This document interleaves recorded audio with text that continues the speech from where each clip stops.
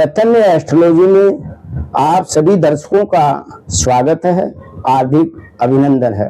मित्रों नमस्कार। आज का एक महत्वपूर्ण विषय है धन का योग। सब कोई चाहता है कि मेरी कुंडली में भी धन का योग हो। यह धन का योग कैसे हो, इसके पीछे कुछ रीजन है। यहाँ शास्त्रों में बताया गया है कि धन की 3 गति है। यदि किसी के पास धन हो तो धन का भोग करे, अच्छा खान पान, अच्छा रहसान, गाड़ी बंगला आदि का भोग करे, और जो बचे उसमें से दान करे प्रसन्नता पूर्वक। और न भोग करता है न दान करता है तो उस धन का नाश होना तो तय है। क्योंकि धन की 3 गति है, भोग, दान और नाश। नाश तो होना ही है, क्योंकि लक्ष्मी न किसी के पास स्थिर टिकी है और न टिकने वाली है। उसी के पास टिकेगी जो अच्छा दान करेगा, धर्मार्थ में लगाएगा, परमार्थ में लगाएगा, उसी के पास ये धन लौट के आने वाला है। अब प्रश्न यही है कि जो अमीर लोग हैं उनकी कुंडली में प्राय करके धन के योग पाए गए हैं, क्योंकि वो दान भी करते हैं, परमार्थ भी करते हैं, सेवार्थ भी करते हैं और अपने धन का वो भोग भी करते हैं।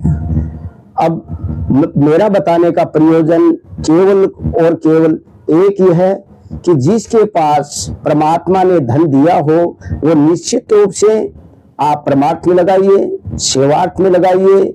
जहां जरूरत हो, जरूरतमंद को जरूरत हो, वहां आप दान करिए। निश्चित रूप से आपके पास यही धन लौट के आने वाला है।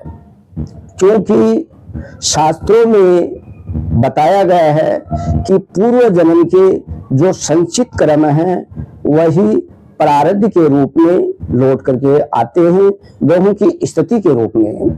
यहाँ मैं एक कुंडली के माध्यम से आपको समझाने का प्रयास कर रहा हूँ।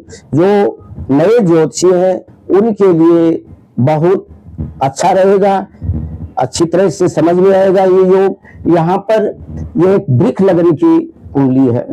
शास्त्रों में 9 भाव को एक भाग्य का भाव बताया गया है। यहाँ यदि भाग्य होगा तो जातों को कर्म मिलेगा, और कर्म मिलेगा तो उसको इनकम होगी, और इनकम होगी उसी से वो खर्चा करेगा। यानी 12 भाव वो खर्चे का बताया गया है। और खर्चा होने के बाद जो शेष बचेगा वो यहाँ बैंक बैलेंस में जाएगा, क्योंकि द्वितीय भाव वो होता है जन्म पत्रिका का बैंक बैलेंस। अब यहाँ मित्रों लग्नेश बनता है शुक्र, जो कि धन भाव में है, और धन भाव का जो लॉर्ड बनता है बुध, वो लगन में है।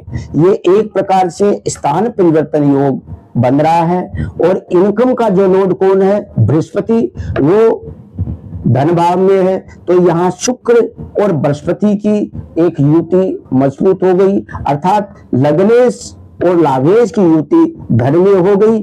और धन है वो कहाँ गया, बुध लगन के अंदर। तो ये एक प्रबल धन का योग बन गया।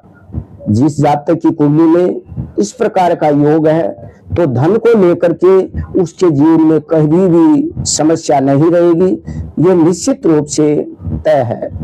मित्रों मेरा ये मानना है कि जो भी जातक परमार्थ में, धर्मार्थ में, सेवार्थ में जो धन लगाएगा उसी को वही धन पुनः लौट के आना है। क्योंकि प्रारब्ध के अनुसार ही हमें ग्रहों की स्थिति मिलती है, और पूर्व जन्म का जो संचित क्रम है वही प्रारब्ध के रूप में हमें यहाँ ग्रहों की स्थिति के रूप में मिलता है।